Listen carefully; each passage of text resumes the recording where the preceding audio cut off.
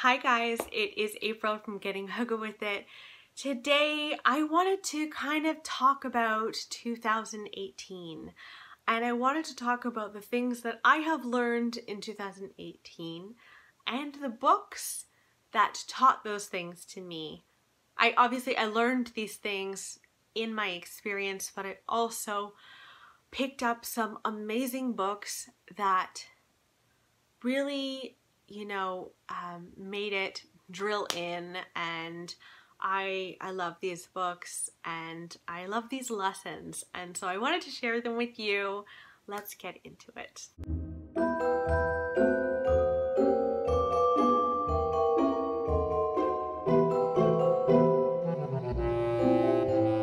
So I've got 5 things that I really learned this year that I want to ingrain in my memory and into my psyche for the rest of my life, to help me through the rest of my life. The first thing that I learned in 2018 was to stay in your own lane. So when I say this, I don't mean like don't recognize anyone else around you, just live in your own little world. I don't mean don't care about the suffering that other people are going through. What I mean by stay in your own lane is to really recognize that what other people are dealing with in their lives is not yours to simplify. I think we all do this. I have done this, and I've had this done to me, where people just assume that the stuff that's going on in your life should be simplified, and they know what to do with it. And I've done this myself, where I've given advice to people without really understanding what they're going through. I really learned that you need to listen more to other people and what they're dealing with. I know I've really struggled with this, especially with my infertility and the miscarriage stuff, where people will overstep and think that they know what I should do with my life, instead of imagining them in my shoes, themselves in my shoes. And it's been a really good lesson for me to have people tell me things like just adopt, or judge my decisions for doing things like IVF. With infertility and with miscarriage, people just have a lot to say about stuff that I've been going through.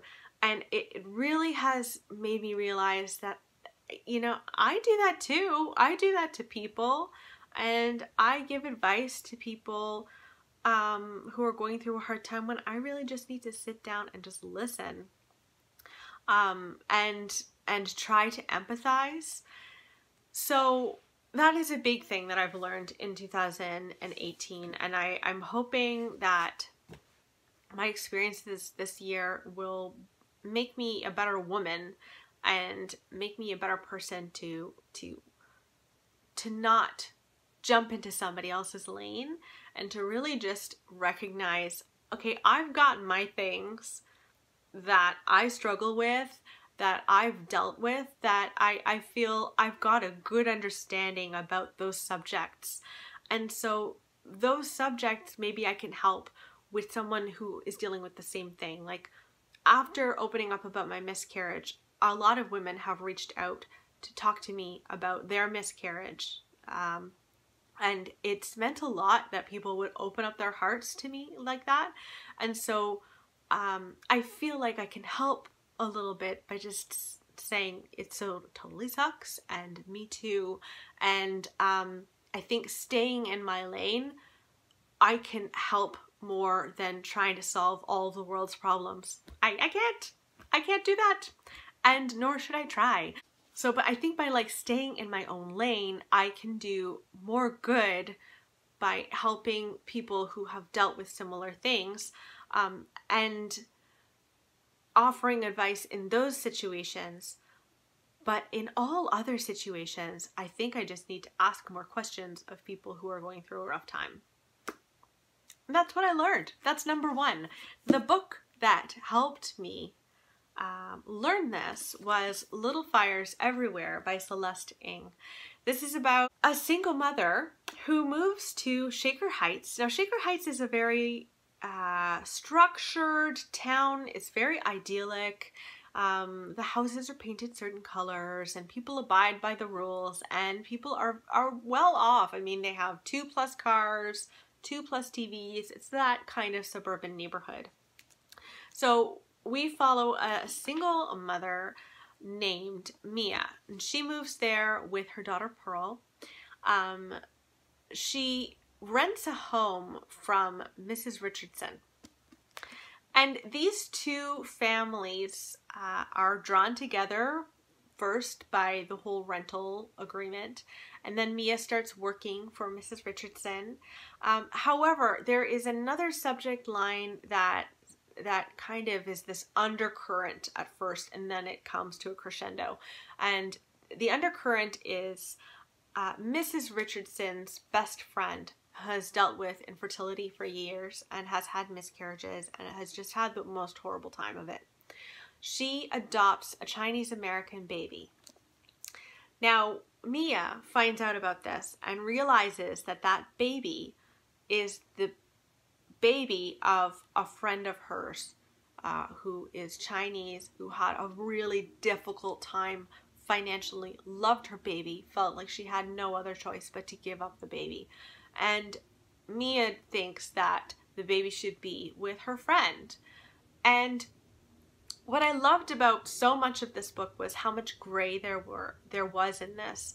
I really felt, obviously, for Mrs. Richardson's best friend. I totally could sympathize with that. I also really felt for Mia's friend, who felt like she had no choice but to give up her baby. And what happens in this book is both Mia and Mrs. Richardson get into other people's lanes. They get very judgmental. They really step in it. They both step in it, in my opinion. Now, Celeste Ng, as the book kind of closes, as it's moving towards the end, it is definitely clear that Celeste Ng wants the reader to believe that a certain outcome is the right thing, that there is a right and wrong. I really felt like really bad. Like no scenario was great. And I felt like there was a lot more gray in here, but it was really watching Mia and Mrs. Richardson just going straight into other people's lanes and stepping way over their boundaries and having no real idea of what was going on here, that it really, for me, drove that message home, the importance of staying in your own lane, being as good a friend as you possibly can, but staying in your own lane. I loved this book. I gave it 4 stars because, again, at the end, I felt like I was being told to believe a certain thing, and I didn't believe it. So I struggled with that. But the rest of it, I just loved it. I thought it was beautiful writing. So that's the first lesson that I learned, is to stay in your own lane. The second lesson that I learned for myself is life is random. I really struggled this year with my faith. I had a miscarriage. If you're watching my channel, you probably already know. If you're new, hello. This is a more serious video to hop into. I have plenty of really fun ones. But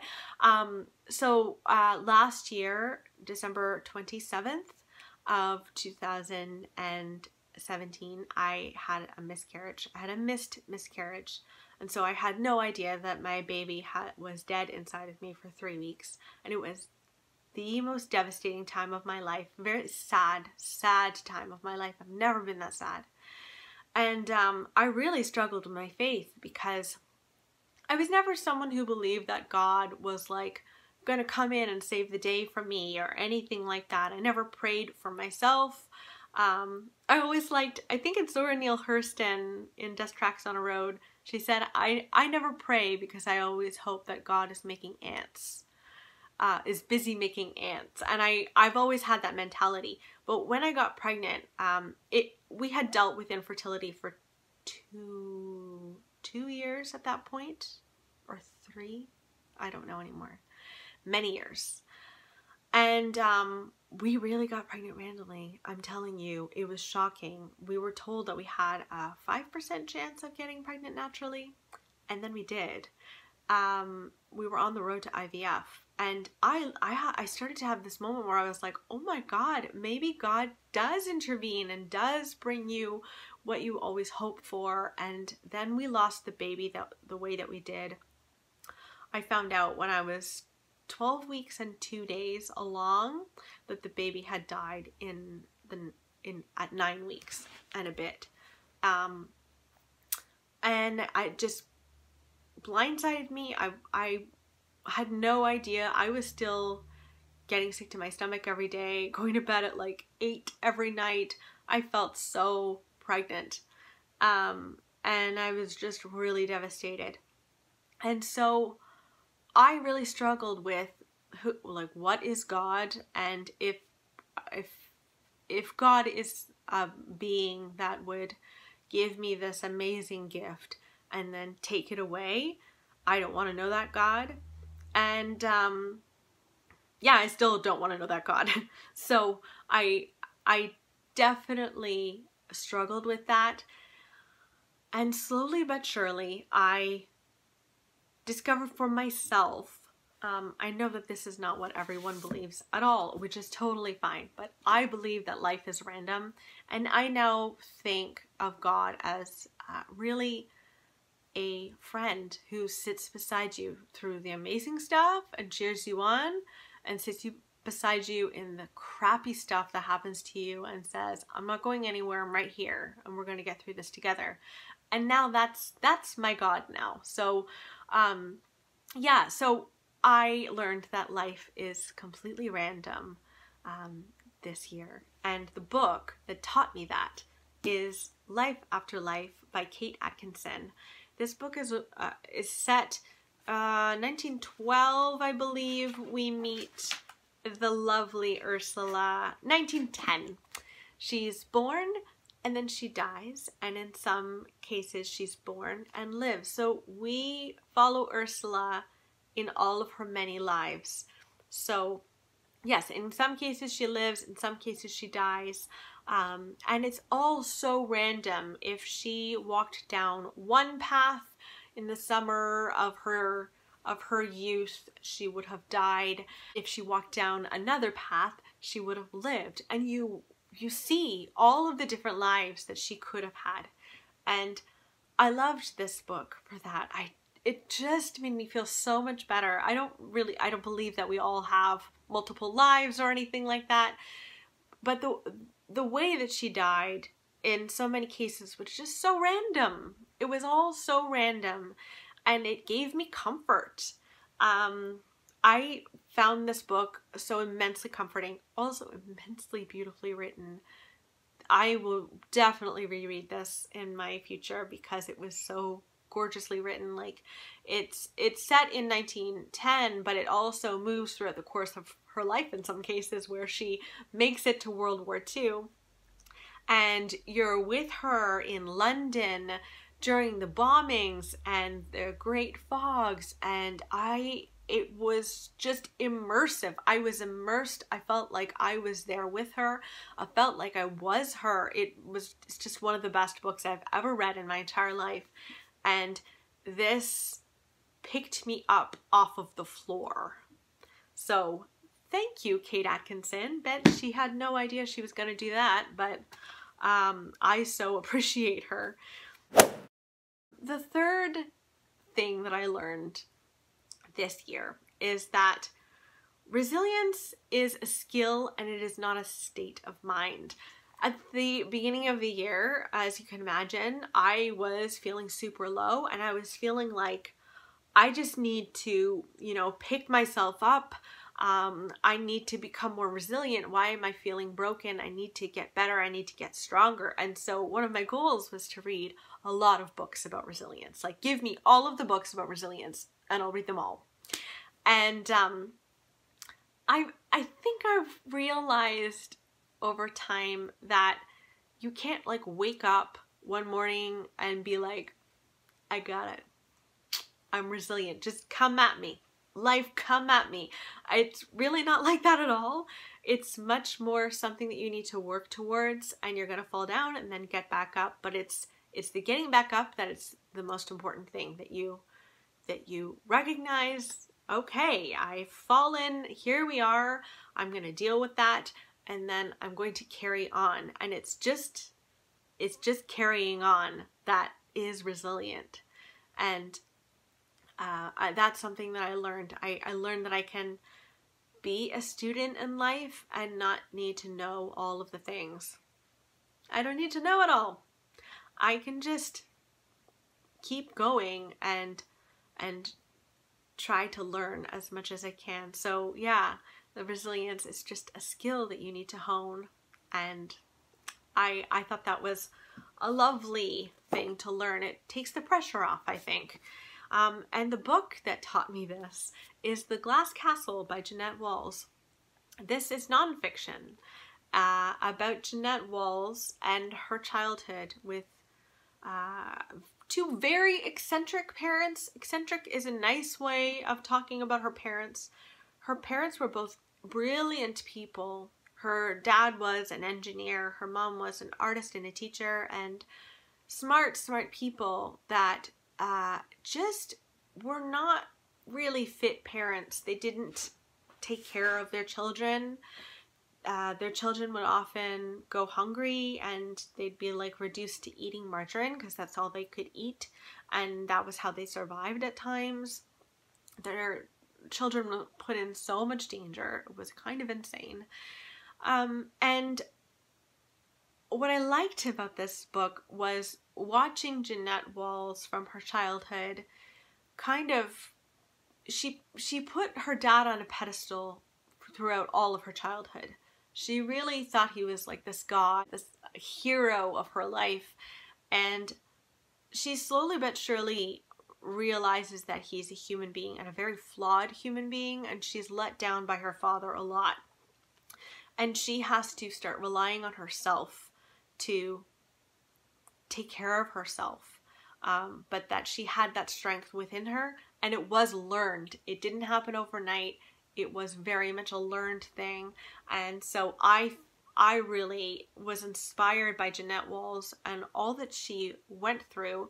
And also for her to have the presence of mind to also appreciate what her parents could give her.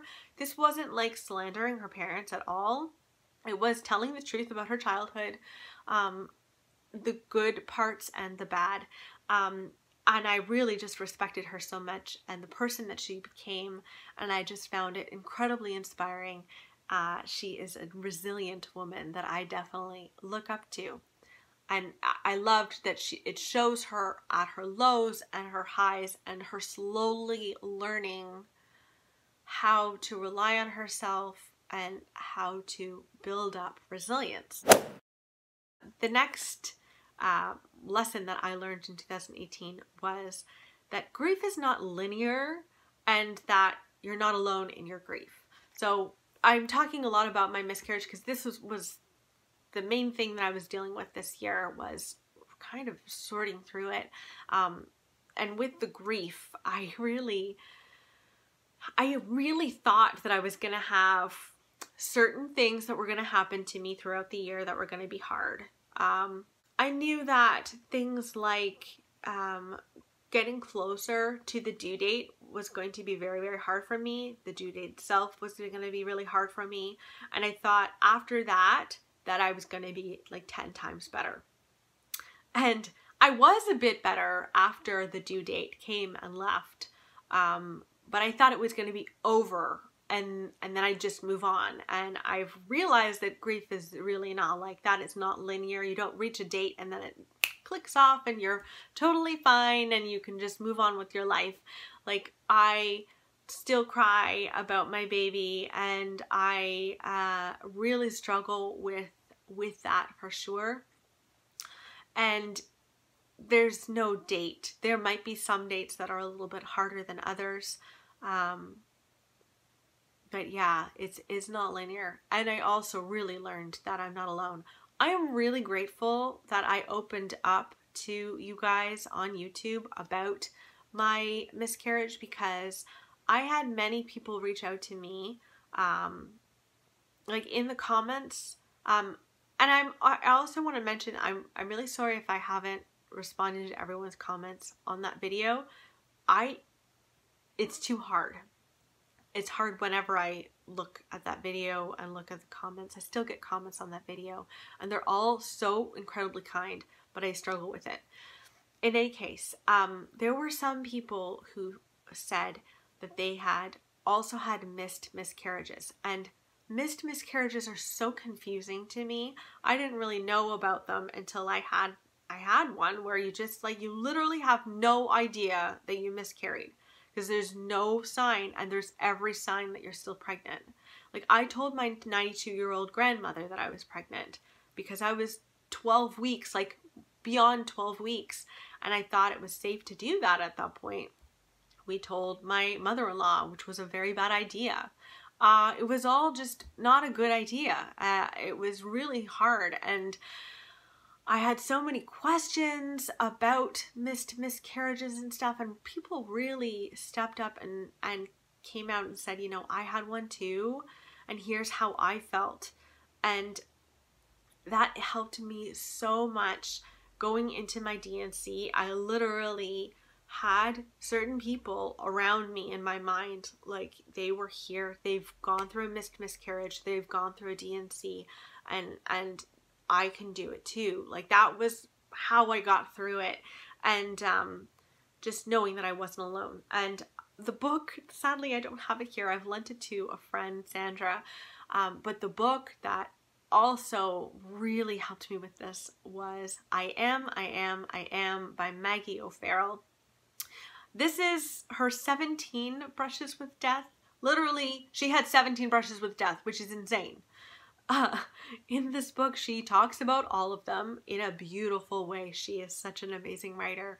It's nonfiction, and one of the chapters is about her missed miscarriage, and she describes how she felt having a missed miscarriage, how confused she was, the hateful things that she thought about pregnant women, which I also experienced, which I would have horrible thoughts and feel like, oh my God, who am I? Like, I was genuinely worried. I went to my therapist. I'm like, what is going on? And my therapist was like, it's totally fine. It's your animalistic brain taking over, trying to save your baby.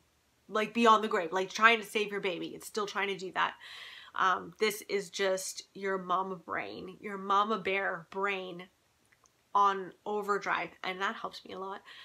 But in I Am, that was the first time that I had seen anyone open up about that and the experience of a missed miscarriage, and it made me feel so held. I felt known, and that's such a good feeling when you have something that's different, that you don't know a lot of people who've had the thing that you've had. When you see it in someone else, and sadly when you see it in someone else and it's a difficult thing, it does help. It does help, and I know that I'll be able to help someone else. If anyone ever has a missed miscarriage, if you're watching this video and you've had a missed miscarriage, please reach out to me. Send me a comment. We can talk on Voxer, we can talk on Goodreads, wherever. It's something that I really would want to help someone out with. So yeah, you're not alone in your grief. Other people have been in your shoes, and grief is not going to be, you know, the 7 stages of grief, where you have like anger and resentment and all of these things like that. Doesn't happen in a linear way. It's all over the place. Okay, last thing that I learned in 2018 is find your people and love them. I am an introvert. As you all know, I'm an introvert, and in good times and in bad, I can very much be a little hermit. When I'm really stressed out and overwhelmed, I need to be a hermit because I just can't. I can't deal with the stuff that I need to deal with and then also have a like very full and rich like personal life. I just clam up. I need to like hide away. But I also know that it's so important to not do that forever, and to push yourself when you know that it's time to get out of your little cave and surround yourself with people that are your people. I love people, and I have plenty of friends, but I have a few friends and people in my life that are like, they're my people, that they have carried me, I have carried them, and those are the people that really, really matter. And it's so important to show up in their lives and for them to show up in yours and to just show each other love. I'm so grateful for those people. So I definitely learned that in 2018. I think I've learned that throughout my life, but this year I've really recognized it. And the book that also helped me realize that was Eleanor, Oliphant is Completely Fine by Gail Honeyman. This is a lovely, lovely book about Eleanor Oliphant, who's a very different kind of girl. She has a good job. She goes in 9 to 5. She's not really a people person. She struggles with people. So she has her life together, but on the weekends she goes home, she like binge drinks, and she's alone. And this book follows her meeting two people, a man who has fallen in the street and a coworker of hers who works in IT. And they form a friendship that allows her to open up, and she finds her people in this book, and they help her sort through some very difficult things that she is squashing down. It explains the binge drinking. And I loved this book. It's one of my absolute favorites from this year. And it was so lovely to see someone like Eleanor find her people. We should all have people. Let me know in the comments below what was the lesson, or many lessons, or one of the lessons that you learned for yourself in 2018. And if there was a book that kind of corresponded with that, I would love to know what that was as well. And I hope that you guys are doing super well, and I'll talk with you soon.